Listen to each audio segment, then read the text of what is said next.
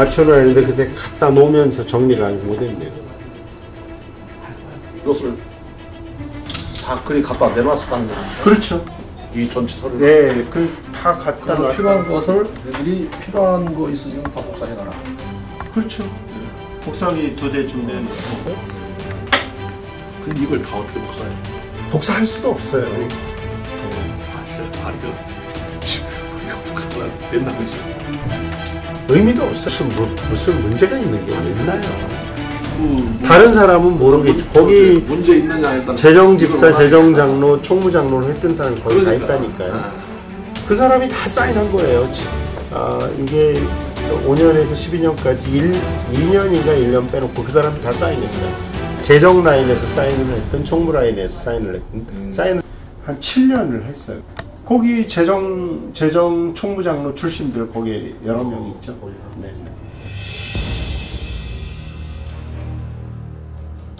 그건 사실과 다릅니다. 사실 그 법원의 판결을 전달받고 교회로서는 상당한 준비 기간이 필요하다고 생각을 했습니다. 왜 그러냐면 그 법원에서 특정했던 그 5개 부서인가요?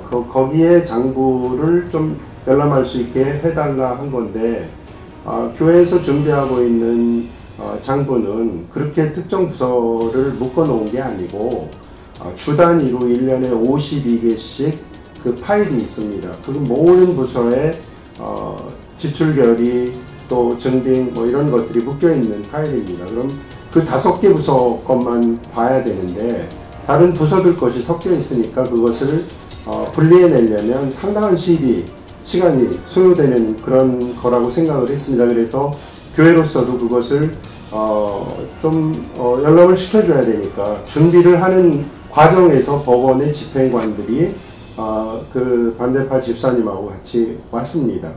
그래서 당장 뭐 이틀 후에 어느 지정된 장소에 좀 그 것들을 준비해 달라고 했어요. 그래서 교회로서는 최선을 다해서 그것을 그럼 뭐 분리 작업을 해서 보여드려야 되니까 그렇게 하겠노라 했고 첫날 왔을 때 3개년 샘플을 몇 개를 보여드렸습니다. 그랬더니 달랑 그 2분이 오셔서 장부를 좀 뭐 이렇게 보고 이렇게 말고 장부를 다 이렇게 싸놔라 이렇게 얘기를 하더라고요. 그래서 지금 다 쌓아놓을 수가 없잖아요. 그 장부가 분리가 안 돼 있으니까.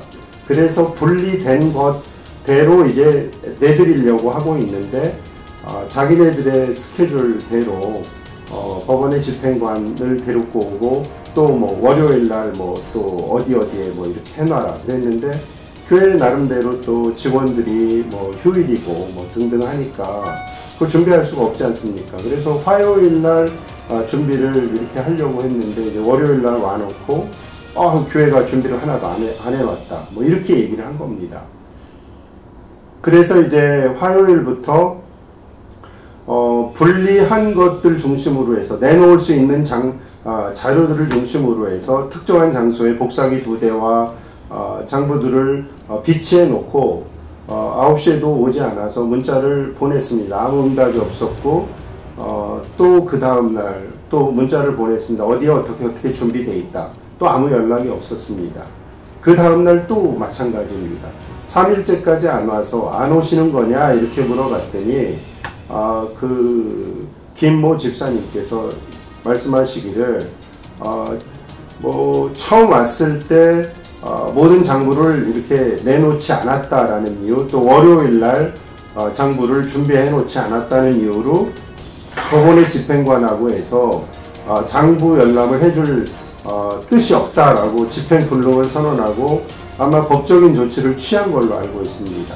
그래서 이제 저희 교회도 거기에 맞서서 그 법적인 조치를 취한 걸로 저는 알고 있습니다.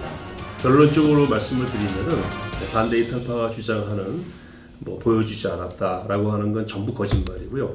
교회는 다 보여줬습니다. 설교 도면에 대해서도 보여줬고 법원에서 2014년 10월 23일 날 인용해준 그 계약서와 첨부 문서인 설계도와 시방서를 다 보여줬습니다. 저들이 지금 주장하는 구조 계산서는 뭐 돈을 계산하는 돈에 관계된 것이 아니고 그것은 건물을 짓기 위해서 구조를 역학적으로 계산한 설계와 시공에 관계된 그런 이제 도면 같은 것들이죠. 약 1,800페이지가 됩니다. 이것은 쌍용과 저희가 계약할 때에 계약서에 포함되지 않은 문서입니다. 그러니까 법원에서 보여주라고 인용한 목록에서 제외된 것들이죠. 그거는 뭐 비밀도 아니고 뭐 보여주는 것 전혀 하등이 없지만 인용 목록이 아니어서 보여주지 않았고, 거기에 대해서 이의를 제기하지 않고 105일이 지난 상태에서 이걸 안 보여줬으니까 2억 1천만 원의 간접 강제금을 내라, 이를테면 벌금을 내라 하고 자기들이 임의로 계산해서 청구해 온 것입니다. 그것은 법원에서 내라고 판정해준 금액이 아닙니다. 네. 그걸 갑자기 가지고 와서 이제 압력했다고 하니까 저희들은 참 당황할 수밖에 없었고, 그리고 재정장부에 대해서도 다 보여줬습니다. 자기들 주계표도 받아가고 문서도 살펴보고 그 다음에 안 온 것입니다. 쉬는 날 한 번 왔는데 쉬는 날은 우리가 문 닫으니까 보여줄 수가 없었고, 그래서 그 다음 날부터 오라고 계속 문자를 수일에 걸쳐서 보내고 통보를 했음에도 불구하고 오질 않았습니다. 오지 않고 집행불능이라고 선언하고 또 1일 2억 7천만 원을 내놓으라고 하는 간접 강제를 하겠다고 지금 하고 있습니다. 결론적으로 교회는 다 보여줬다.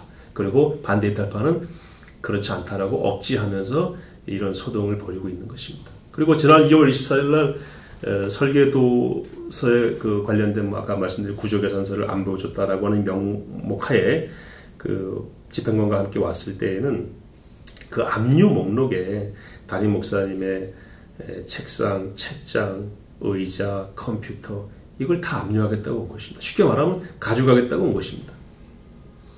그리고 행정목사님실에 있는 것도 마찬가지고, 그리고 본당의 강대상 마이크, 카메라가 단순한 카메라가 아니라 방송 카메라인데 저희 교회는 본당이 넓기 때문에 방송 카메라가 없으면 예배를 못 드립니다. 거기에 압류 빨간 딱지를 붙이겠다고 온 것입니다. 그리고 강대상 의자, 그랜드 피아노, 오르간, 그 언약 채플의 그랜드 피아노, 교회가 예배 드릴 때 필요한 가장 핵심적인 것들에 대해서 압류하겠다라고 온 그 발상 자체가 도대체 교회를 개혁하겠다고 하는 사람이 예배부터 막고 보자라는 발상은 저는 교육자로서 사랑의 교회 일원으로서 도저히 용납할 수가 없었기 때문에 막았던 것인데, 그것은 더 나아가서 그 민사집행법 제195조 8항에 보게 되면은 압류할 수 없는 목록이 있습니다. 그것이 바로 뭐냐면 예배에 필요한 물건들입니다. 예배에 필요한 물건들을 압류할 수 없고, 또 그 밑에 가게 되면은 성경 찬송도 압류할 수 없도록 되어 있습니다. 그럼에도 불구하고 이 사람들은 지금도 강대상 압류할 수 있다. 또 아까 말씀드렸던 뭐 피아노, 그랜드 피아노, 뭐 오르간 압류할 수 있다라고 또 오겠다라고 하는 것인데, 한 성도로서 이것은 도저히 우리가 용납할 수 없다. 그래서 더 이상 같은 성도로 볼 수 있겠는가? 우리 교회 대부분의 성도들과 장로님들과 교육자들은 지금 이 부분에 대해서 굉장히 실망했고 굉장히 분노하고 있죠. 그리고 그때 뭐 폭행이 일어났다고 그러는데 이분들이 우리한테 한 폭행은 말할 수가 없습니다. 그리고 저희들 만나면 인사가 욕입니다. 담임 목사님을 심각하게 명예를 훼손했습니다. 심지어는 죽이겠다. 바로 그 사람입니다. 죽이겠다고 한 사람이 그날 온 겁니다. 그리고 수많은 욕설과 폭행, 고소고발을 남발을 하면서 그런 목록을 들고 오니까 교역자와 직원들은 법에도 어긋나고 위법한 집행을 하러 왔기 때문에 막은 것이고, 사무처 일부 집기는 빨간 딱지를 붙였지만 그건 저희가 막지 않았습니다. 그러나 법에서 보장된, 법에서 압류 금지 목록으로 딱 지정한 거에 대해서는 국민의 한 사람으로서 또 교육자로서 직원으로서 정당하게 이제 방어권을 행사한 것이죠. 요것이 저분들의 그 의식, 소위 말해서 마음에 있는 생각이 무엇인지를 딱 보여주었다고 봅니다. 자, 얼마 전에 민통선에 있는 평화교회에 경찰이 다른 일로 그 수색하러 들어갔다가 강대상과 강대상 위에 있는 십자가를 잠시 옮겨 놓은 적이 있습니다. 그래서 그 목사님과 한국교회 협의회에서 강력하게 항의해서 서울경찰청장이 사과를 했습니다. 압류하라 그런 것도 아니고 다른 목적으로 잠시 위치를 이동하기 위해서 떼었다 붙인 그 십자가에 대해서도 성물을 훼손했다고 해서 경찰청장이 방문해서 사과했습니다. 이것과 이 모습과 이 모습은 너무 대조가 돼요. 어떻게 한 교인이 교회를 개혁하겠다라고 하면서 예배를 훼손하는 것을 가장 먼저 시도할 수 있는지, 저는 이것이 교회 개혁이라면 해서 안 될 것은 바로 교회 개혁이다. 저는 그렇게 생각합니다. 사랑의 교회 재정 다 공개되어 있죠. 사랑의 교회는 제자 훈련하는 교회이기 때문에 평신도들이 재정을 직접 다룹니다. 그리고 평신도들이 감사도 하고, 그리고 4번의 수시감사와 1번의 정기감사, 5번의 감사를 하게 되어 있고, 2012년부터는 저희가 복식부규를 사용해서 교회 중에는 드물게 재정 투명성을 굉장히 높이려고 노력하고 있습니다. 물론 다른 교회들도 다 저는 투명하고 재정 상태가 다 좋다고 생각합니다만은, 저희는 좀 더 규모가 크다 보니까 혹시나 누수가 있을 수 있으니까 좀 더 투명하게 하려고 아주 노력하고 있는 그런 과정이 있습니다. 그리고 이분들이 재정 장부를 보여달라고 하는데, 교회를 반대하고 강남예배당을 불법으로 점거한 그 세력 가운데에 지난 7년, 8년 동안 사랑의 교회 재정을 맡았던 책임자들이 다 거기에 가 있습니다. 그분들이 누구보다 잘 압니다. 사랑의 교회 재정에 만약에 문제가 있다면 그분들이 문제입니다. 그런데 그분들을 중심으로 해서 왜 교회 재정을 보여달라고 법원에다가 간접 강제 수억 건까지 신청해서 저렇게 마치 문제가 있는 것처럼 이야기를 하느냐라고 하면은, 그것은 이유는 단 하나입니다. 이걸 통해서 분쟁을 가속화시켜서 교회를 어렵게 해서 지도자를 내려뜨리고 교인들을 흩어지게 해서 이 교회의 주도권을 자기들이 잡겠다. 있을 수도 없는 일이고 또 가능하지도 않고 있어서도 안 되는 일이라고 저는 생각합니다. 그래서 저희가 재정은 누구든지 보여줄 수 있지만 이런 목적으로 보여달라고 할 때에는 저희가 정당한 방어권을 행사하고 내부적으로는 더 재정을 투명하게 하려고 지금 노력하고 있는 중에 있고, 지난번에 우리 기자님도 와서 보셨지만 저희는 재정장부를 열면은요 너덜너덜할 정도로 영수증이 첨부가 되어 있습니다. 100원짜리 하나도 영수증 없이 세금 계산서가 없는 지출은 지출로 인정하지도 않는 것이 원칙입니다. 그거를 다 복사한다는 것은 거의 불가능합니다. 자기들이 보고 야 이거 실익이 없겠다 라고 해서 아마 포기한 것이 아닌가. 그러고 나서는 이제 우리 공개 안 했다라고 이제 뒤집어 씌우면서 벌금으로 해결해 보려고 하는 그런 악의를 이번에 노출한 것이다. 저는 그렇게 생각을 하고 있습니다. 재정장부를 보겠다고 온 사람들이 어떤 사람들이냐면은 강남예배당을 선괴를 해서 수천만 원의 벌금형을 받은 사람들입니다. 여러 명이 벌금형을 받았습니다. 교회를 부수고 교역자를 폭행하고 교역자 앞에서 폭언을 하고 그것이 일상화된 사람들입니다. 그러니까 교회나 교인들로서는 이분들의 이런 시도나 이런 것들이 아주 교회를 개혁하고 교회의 재정을 투명하게 하고 그런 하나의 노력이다. 이렇게 보는 사람은 단 한 사람도 없습니다. 그 반대 이타파가 그동안에 교회와 담임 목사님 또는 저도 고소를 당한 적이 있는데요. 고발을 당한 적이 있는데 뭐 또 고소한다고 그러니까 제가 또 응소를 해야 되겠습니다만은 단 하나도 교회나 담임 목사님이나 교육자가 범죄한 것으로 드러난 것이 없습니다.